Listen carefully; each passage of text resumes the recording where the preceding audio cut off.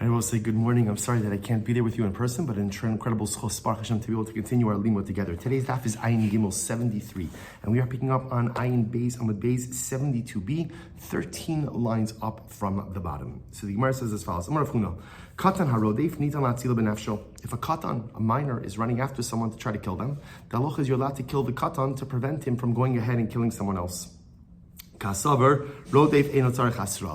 the logic over here, so again, Rav Huna's logic is that a katan, a minor, doesn't need hasra, because obviously hasra, warning, requires das, requires intellect. A katan doesn't have das, so the fact that you're allowed to go ahead and kill a katan who's running after someone else indicates to us that a rodef in general, right, a rodef doesn't need hasra.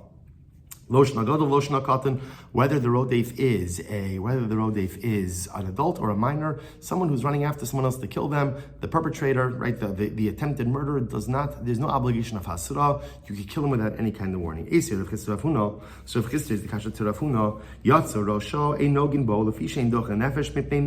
in interesting case here. What happens if halacha l'maisa, a woman's giving birth and the baby begins to come out and the mother's life is at risk? So now let's say again, the only way to save the mother is to kill the child, to kill the baby. So the halacha is once the head has come out of the mother, you're not allowed to kill the baby in order to go ahead and save the mother's life. Why? Because at that point, who's to say that the mother's life is more important than the baby's life? But why is that? Rodefu. The baby is a rodef. Again, obviously not a premeditated rodef, but the baby is a rodef. The baby is actively putting the mother's life in danger. To which the Gemara says, Shani Hasam Dimishmaya Karat Fila.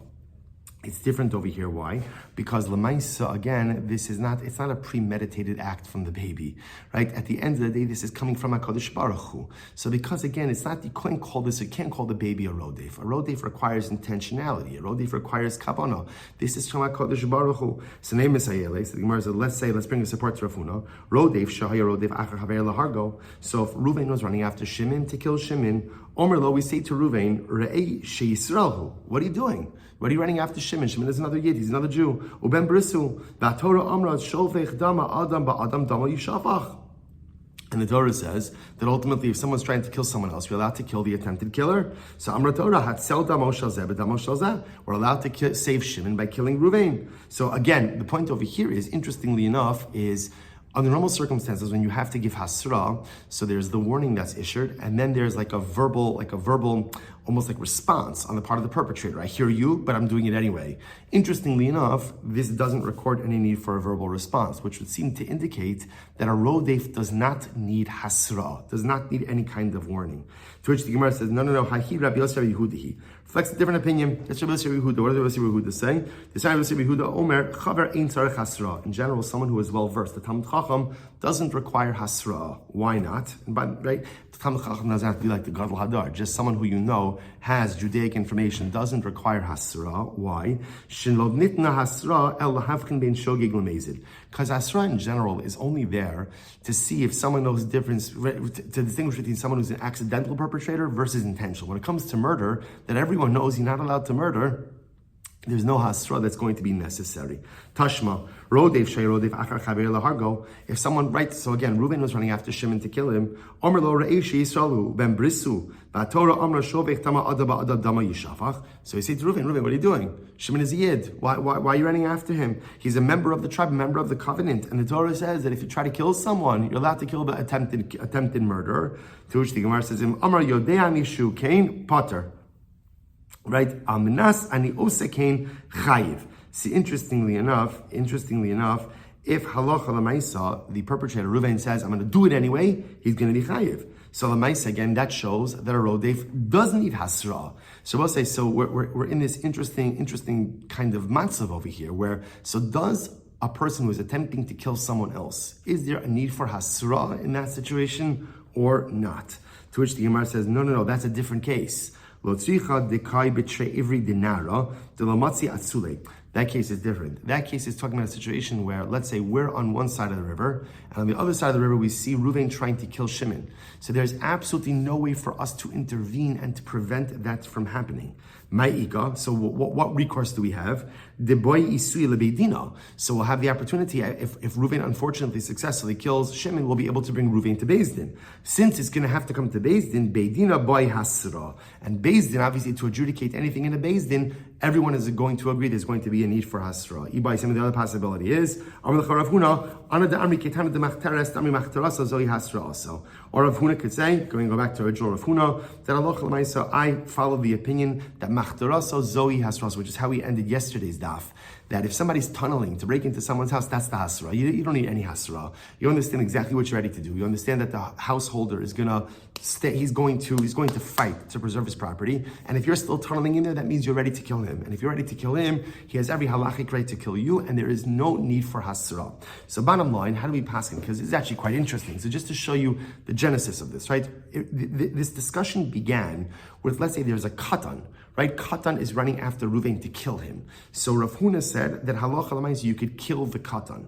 Now the fact that you could kill the Katan, what does that show? That a rodef doesn't need hasra'ah. That when someone's about to kill someone else, you're allowed to kill them even without giving them formal warning. The Gemara then quotes a second opinion as well that says that a rodef does need hasra'ah. How do we paskin? This is very interesting. So the Rambam paskins in Hilchos Rotseach, Perak Aleph, Halacha Zayin. The Rambam writes as follows. He says, "Aval rodif acher chaver lehargo. Afilim haya rodif katan harei yisom mutzuvan lahatzila nidaf miyad rodif. Afilim benafshal shal rodif." The Rambam says like this: Halacha means if you see someone pursuing someone to kill them, the halacha is you have to step in and you have to save the pursued party. You have to kill the attempted killer. Now, interestingly enough, the Rambam makes no mention of hasra, which then leads the Kesef Mishnah to say, Kasavar rodef ein tzarach hasra lo shna gadol v'lo shna katan. So the Kesef Mishnah says, you see from here that the Rambam holds that a rodef does not need hasra. Whether the rodef is a gadol, whether he's a katan, no hasra is necessary. Incredible. All right, to both say Ayin Gimel Amud Aleph 73a the Mishnah. Ve'eloin shematzilin osam benafshon. So these are the people who, if they're about to commit this crime, a particular crime, will fill in the blank with which crimes, you're allowed to go ahead and prevent the commission of the crime by killing the perpetrator or the attempted perpetrator. What are they? So the Gemara says, number one, harodif achar chaver lahargo. Okay, so case number one is Reuven's pursuing Shimon.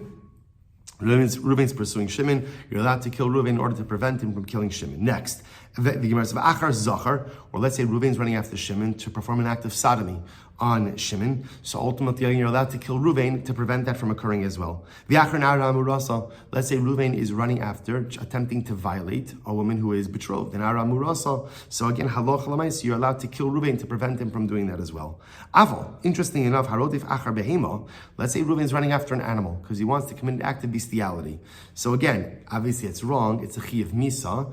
But because there's not another human being impacted by that. Okay, so the animal is going to be impacted by that. But that's going to be between HaKadosh Baruch Hu and Reuven. We don't get involved in that. We're not going to kill Reuven to prevent him from committing an act of bestiality. Or, Mechal as Shabbos, V'ovid Kochavim, V'ovid Avadas Kochavim, Eimatzilin Osa Benafshan. Similarly, again, if we see that Reuven is about to be Mechal Shabbos, so again, that's also a chi of Misa, but there's not another impacted party with that, another human being that's impacted by that, so we're not going to kill Reuven to prevent him from being Mechal Shabbos, or for that matter, to prevent him from worshipping Avodah Zarah. Incredible. Says the Gemara, Tanabonon, Minayin l'rodev achar chavero l'hargo sheniton lahatzil b'nafsho. So says, by the way, we talk about this concept, but where do you know it from? How do I know that if Reuven is running after Shimon to kill Shimon, that I'm allowed to kill Reuven before he does anything to Shimon? Where do I know that's from? Talmud Lomar, lo samod al dam reyacha. The pasuk says literally, do not stand on your friend's blood. So in other words, which the Gemara's understanding over here, I see that Chas Shalom, Reuven's trying to kill Shimon.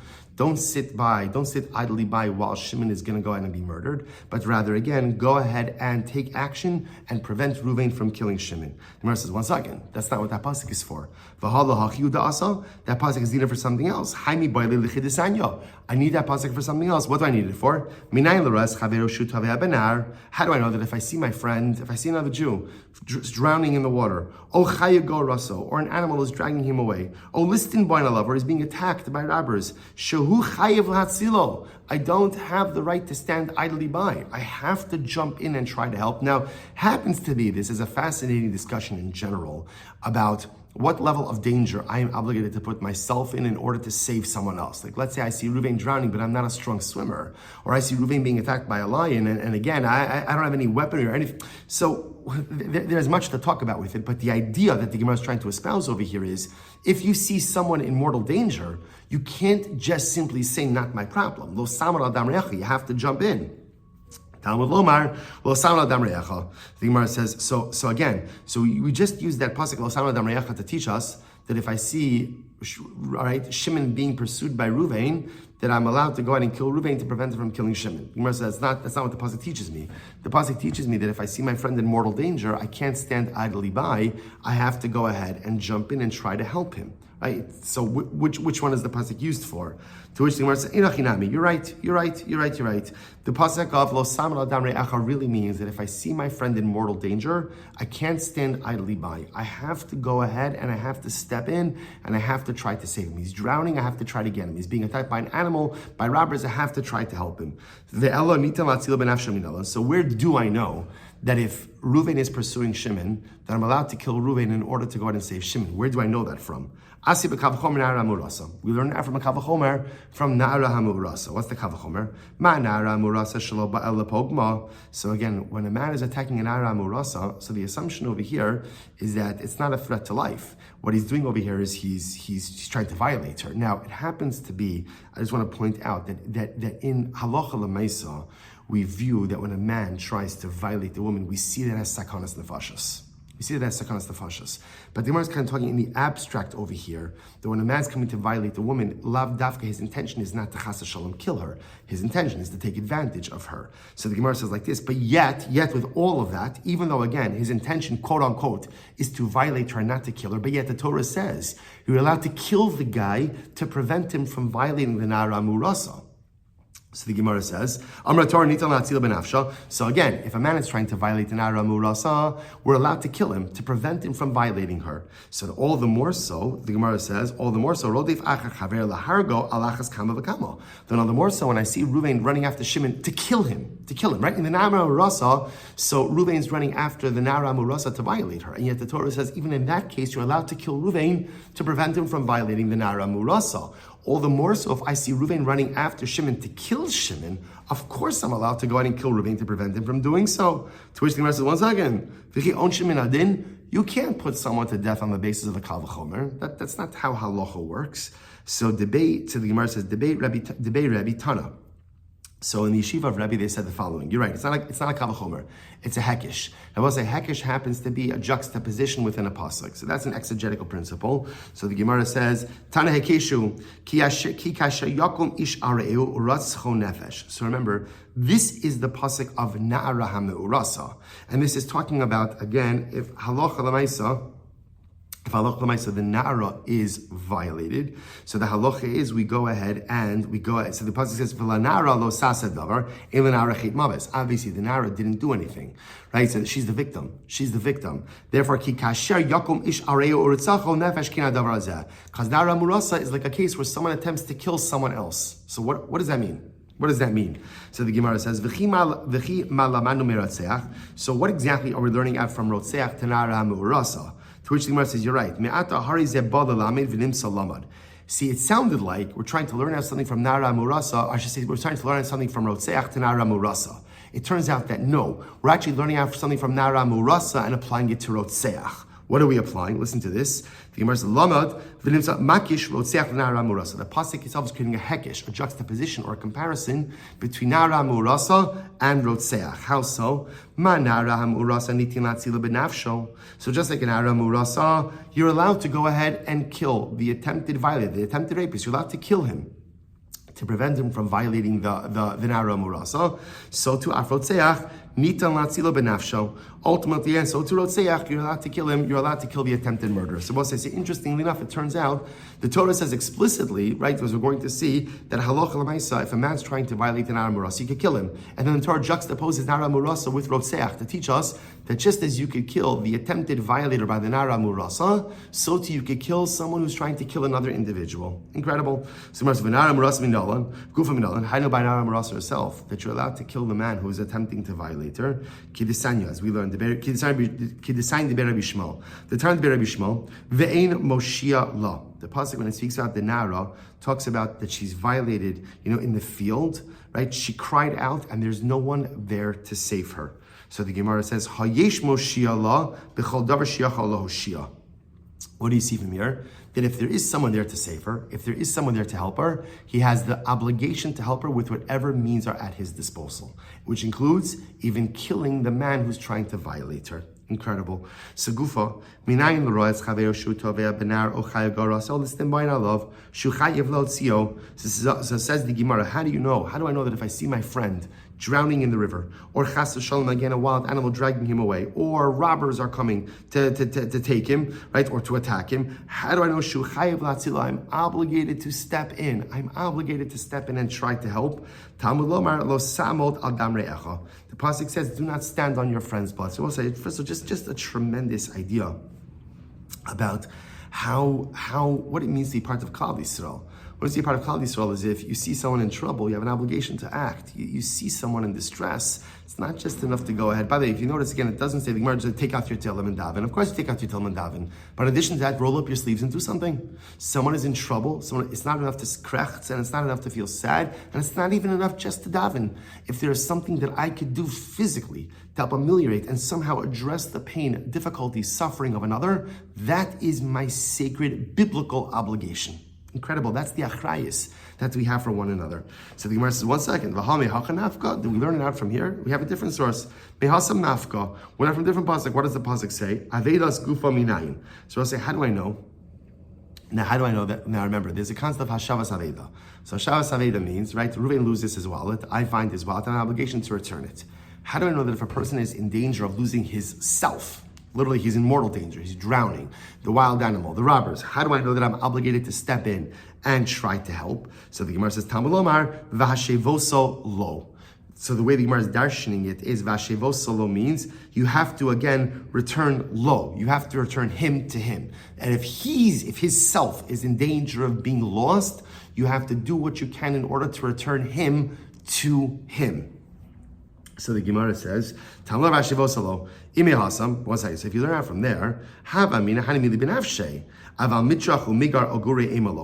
have thought like this, you're right, if it was just from Vashevosalo, I would have thought, okay, I'm obligated to help. So if I could help, I'll help. But I'm not obligated to round up other people, or to hire people, or to spend resources to try to help Reuven. Kamash Malon, the pasuk comes along and says, so Vashevosalo almost teaches me the obligation that if I see someone in distress, I have to do what I can in order to return their self to them, which is also profound on an emotional level as well. I see someone in a state of emotional stress, an obligation to do what I can to help return their self to them. And then again, Lo Sara Adam Reacha teaches me that even if I can't do it myself, I have to hire people, I have to spend money, I have to round up chevra, I have to do whatever I can in order to help the person in trouble. Incredible. Tan Rabbanon. Echad harodev achar chaver lahargo ve'echad hazachar ve'achar nara murasa. So again, whether I see Reuven running after Shimon to kill Shimon, or I see Reuven running after Shimon to sodomize him, or I see Reuven running after Nara murasa to violate her, ve'echad chayve misos bezdin,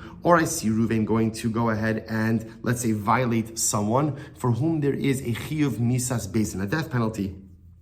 Or v'achar chayve krisos, or I see Reuven running after someone to violate them who's a chiyuv krisos. What's the halacha? Matzilin also benafsho. In all of these cases, I could kill Reuven to prevent him from violating. So the Gemara says, interestingly enough, Amar lekohen gadol, ugrusha v'chalutza lekohen hedyot, ein matzilin also benafsho. But if a Cohen is going to have relations with a grusha or a chalutza, right? I should say differently. If a Kohen Gadol is going to go ahead and have relations with an almana, or a regular Kohen is going to have relations with a grusha v'chalutza, so remember again, these are prohibited, but it's prohibited by a lav. It's a prohibition. I can't kill the Kohen in order to prevent him from going ahead and having relations with this woman, even though it is forbidden. So the Gemara says, Nevda ba'avera in matzilin also benafsho. So this is actually an interesting halacha. If, let's say, again, Reuven already committed the Avera. Let's say he already did it, and now he wants to repeat it. So the halacha is we can't kill him. We can't kill him for that. Now we'll discuss exactly why that is. We'll have to see what that means. The Gemara says, Yesh la Moshia, ein matzilin also benafsho. So this is interesting. If halacha l'maisa, let's say by Nara Murasa, she's about to be violated, and there's a way to save her without killing Ruvain, then of course we have to take advantage of that opportunity. In other words, killing the perpetrator is only the last resort to prevent the commission of the crime. But if there is another way, there is another method to stop Ruvain from violating the Stara Murasa or any of these other cases, or let's talk about Nara Murasa, then Allah are obligated to avail ourselves of that other mechanism. Rabbi Yehuda says, Af ha'omeres henichulo shelo yehargeno. This is interesting. Rabbi Yehuda says like this: what happens if Ruvain's about to violate Nara Murasa? Nara Murasa says, leave him alone. I'm afraid that if he doesn't violate me, he's going to kill me. What happens in a case like that? Halacha l'maisa, so what do you do? So Rabbi Yehuda says, if the Nara Murasa says, leave him alone, let him do what he's going to do because I don't want to run the risk of being killed, then ultimately Rabbi Yehuda says, we listen to her.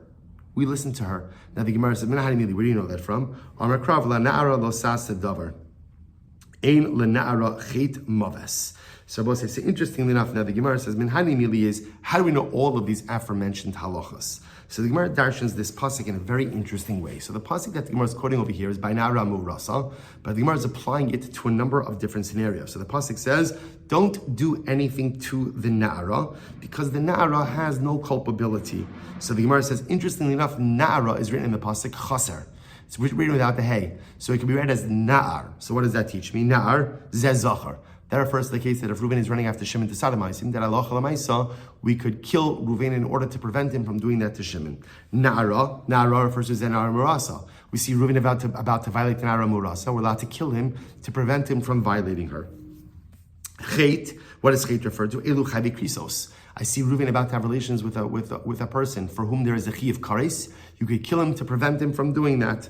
Right? Maves, right? Elu Chai Misos Bezdin. This refers again to relationships that have a chi of misas basin. I could kill Reuven to prevent him from doing that. Kol hani lamali. So why do I need all of these cases? To which I'll tell you why. Tzvi, because of Rachmana na'ar mishum delav arche. I would have said, why can't I go ahead and kill Reuven before he sodomizes Shimon? Because that's abnormal. That's not normal. So because that's an abnormal event, therefore again I could kill Reuven for preventing him from doing that.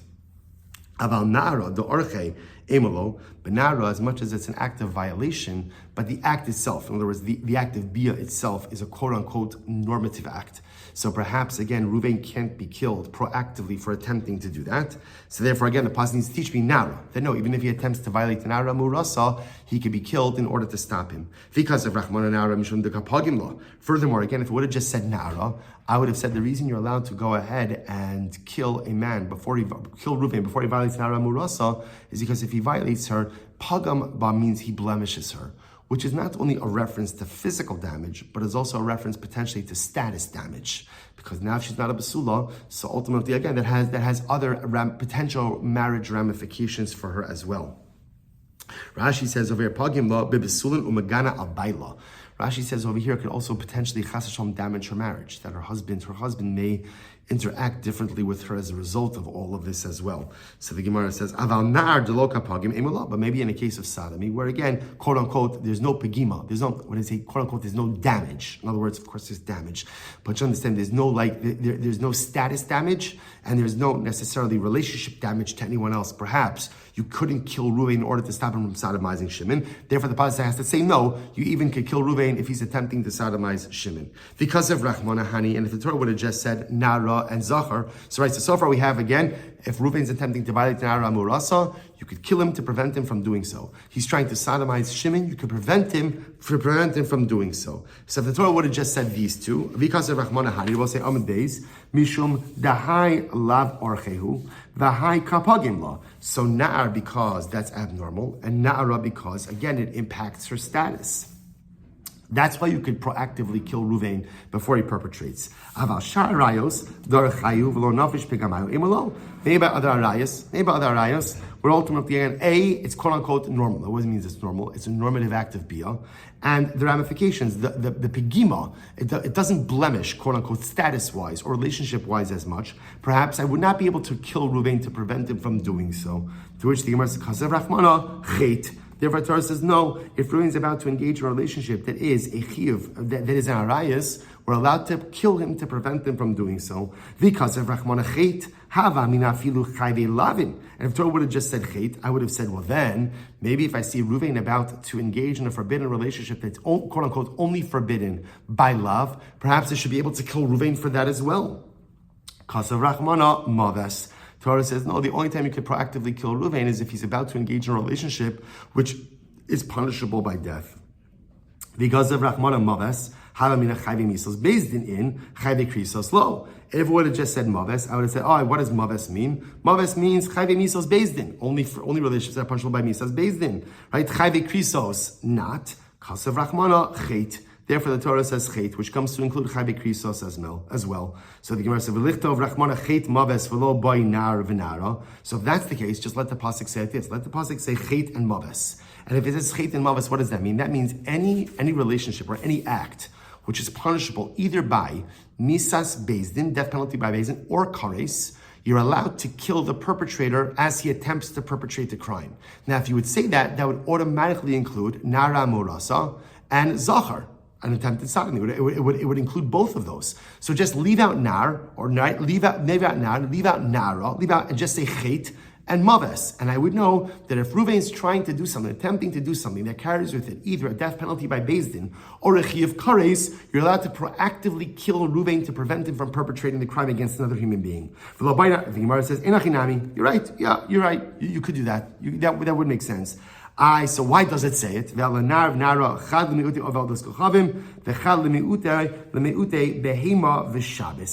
we'll say, see, here's the difference. Remember, there's a danger. What's the danger? The danger is like this. If it would have omitted nar and na'ara, and it would have just said chet and maves, what that would tell me is like this. If Reuven is attempting to do anything that carries with it a death penalty, either by bezdin or by kares, you could kill him to prevent him from doing that. Well, based on that, I would have said that if Reuven is about to be mechalel Shabbos, I could kill him to prevent him from being mechalel Shabbos. Or if Reuven is about to worship avodah zarah, I could kill him to prevent him from worshiping avodah zarah. So, but the Torah says nar and nara, which tells you what? The only time you're allowed to go ahead and kill someone to prevent them from committing an avera is when that avera impacts another human being, right? But if the avera doesn't impact another human being, for example, Reuven's about to mechalel Shabbos, very bad, but doesn't impact another human being. Or he's about to commit an act of bestiality, doesn't impact another human being. Or he's about to worship avodah zarah, doesn't impact another human being. In those cases, halacha l'maisa, you cannot kill Reuven to prevent him from committing the avera. Incredible. So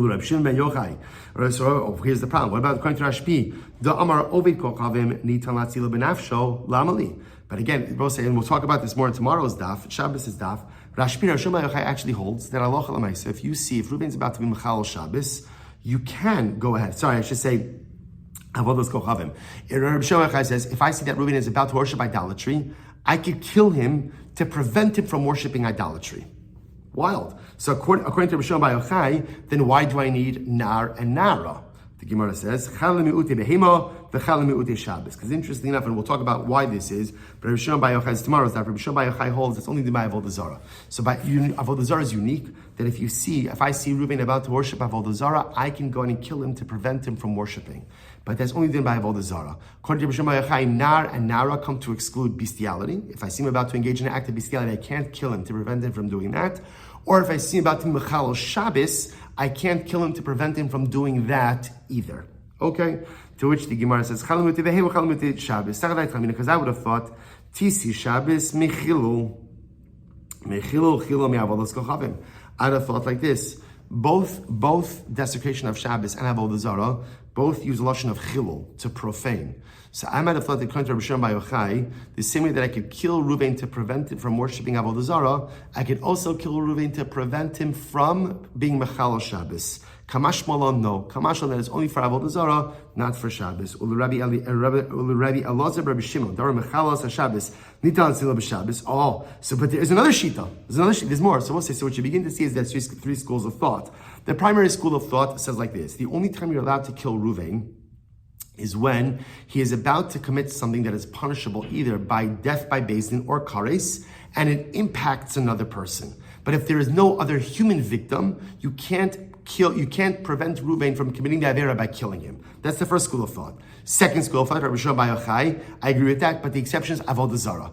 You can kill Reuven to prevent the worshiping of Avodah Zarah. And then there's Rabbi Eliezer, Rabbi Shimon. Rabbi Shimon says, not only can you kill Reuven to prevent him from worshiping Avodah Zarah, but you can also kill Reuven to prevent him from being Mechalal Shabbos. Mechalal Shabbos. So he holds the Amar Mechalal Shabbos Tilat Zil B'Nafsho. Das Shabbos michilu chilu mi'avodas kochavim. Because Rabbi Eliezer, Rabbi Shimon makes the Gzeira Shava of chilu. It says chilu by Avodah Zarah. It says chilu by Shabbos. Just like you could kill Reuven to prevent him from worshiping Avodah Zarah, so too you could kill Reuven to prevent him from being mechalal Shabbos. So Michael, then Rabbi say, according to this approach, according to Rabbi Eliezer, Rabbi Shimon, then why you need nar and na'ara at all? Because essentially, according to Rabbi Eliezer, Rabbi Shimon, anytime Reuven is about to do something that carries with it a misas bezdin, right, beth by bezdin, or kares, even if it doesn't have a human victim, you're still allowed to kill him to prevent it from doing it. So why do I need nar and na'ara? To which Gemara says, no. The Gemara says, chad miut lemiuti behema.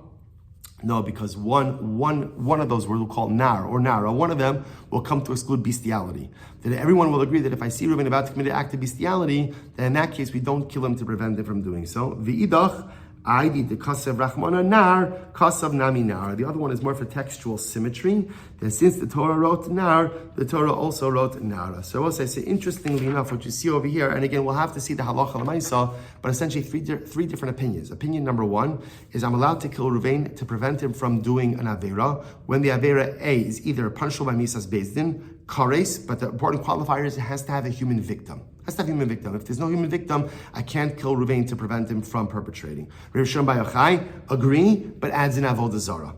I could kill Reuven to prevent him from worshiping Avodah Zarah. And according to Rabbi Eliezer, Rabbi Shimon, he adds in also Shabbos. I could kill Reuven to prevent him from being Machal Shabbos. But everyone will agree that, for example, an act of bestiality, as terrible as that is, if Reuven's about to do it, I can't kill Reuven to prevent them from doing it. Okay, incredible. We'll say a little bit weiter. Rabbi Yehuda Omer, Af Omeres Hinichu Lo Shelo Yargena. So Rabbi Yehuda added in this interesting case of what happens if Reuven is about to violate the Nara Murasa, and we're ready to kill Reuven. And then the Nara says, no, don't kill him, just let him do what he's going to do, because I don't want to risk getting killed. I'm scared that Reuven's going to kill me, just let him do what he's going to do. So again, Rabbi Yehuda said, we listened to her in that case. So the Gemara says, now both say, now obviously if Rabbi Yehuda says we listen to her, that means the Rabbanan say we don't listen to her. So what's the point of contention? So Rabbi say, so listen to this. So the machlokes will be on the following. What happens if we know about this girl that she is makpedes on the Gemara? She says, "B'makpedes on pagma, ti b'shein makpedes lo kamri rabbanan lemiklei mishum avera de lo chamer me'avodas kochavim b'Shabbos."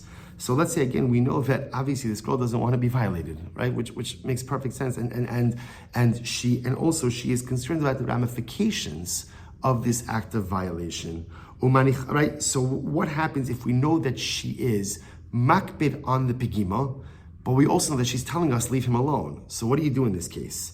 Rabbanan savri apigima kapid rachmana bahari makpedes al pigima. So we'll say, so again, the Rabbanan said like this: the Torah is makbid on the covet of this girl, and therefore again, Torah says kill Reuven. And if we know that she's makbid on herself, so Lamaisa again, we're not going to listen to what she says, and we're going to kill the guy to prevent him from going ahead and violating her. Rabbi Yehuda, hide the kamar rachmana katle mishum the masra nafshlik tala. Lo masra nafshlik tala. So the Gemara says, and Rabbi Yehuda will say like this: why does the Torah tell us to kill the perpetrator? Because we're afraid that if we don't kill the perpetrator, she's going to sooner give her life rather than be violated. So we're concerned about the fact that she's going to give up her life rather than be violated. Therefore, the Torah says kill the perpetrator. But in this case, where she's kind of telling us, just leave it alone. Leave it alone. Let Reuven do what he's going to do. I don't want to get killed. Rabbi Yehuda says we listen to her and we don't kill the perpetrator. So if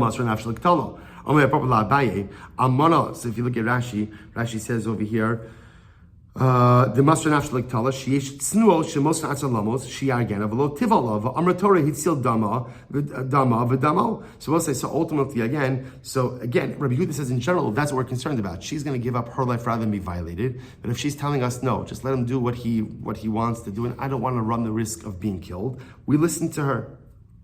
So what if a Kohen Gadol is getting ready to violate an almana, to have relations with an almana? There's also a pegima. There's a genealogical blemish in that, right? Because now if she has relations with the Kohen Gadol, she can't marry a Kohen afterwards. So would we kill the Kohen for something like that? Amarle apegima rabba kapid rachmana, apegima zutalo kapid rachmana. When the Torah speaks about the pegima, like a blemish, we're talking about something dramatic, like naramu rasa.